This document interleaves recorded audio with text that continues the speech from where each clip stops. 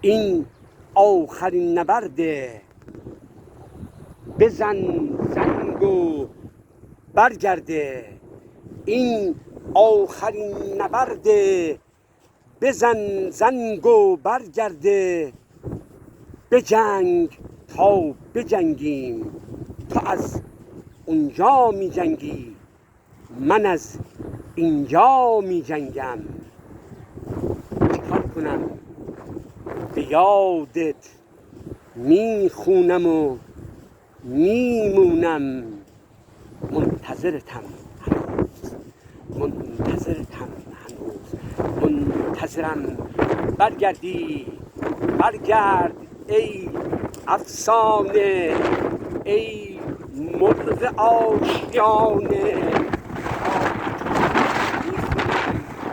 این باد و لب دریا، به یاد تو میمونم. میخوام بیام سراغت، میخوام بیام سراغت، ولی جیبام خالیه. چیکار کنم؟ چی بگم؟ چیکار کنم؟ چی بگم؟ میخوام بیام سراغت، ولی جیبام خالیه.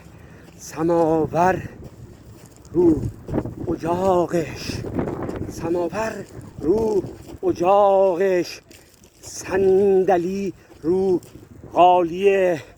دوست دارم عزیزم، میدونم که کجایی، میدونم که چرا هنوز واسه من نشستی.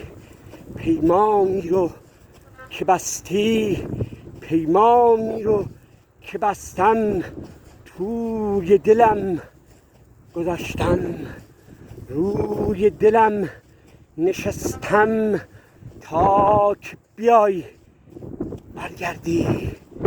برگردی از همونجا که میتونی بیای بشین یگانه، بیاین بشین دوباره پرنده پرواز آشیانه. ما هیچ وقت جدا نبودیم، تو یک دلیم، تو دو جا. خلاصه که میرسه اون روز که بیاین توی یه جا، بیاین زیر یه سقف، یه خونه.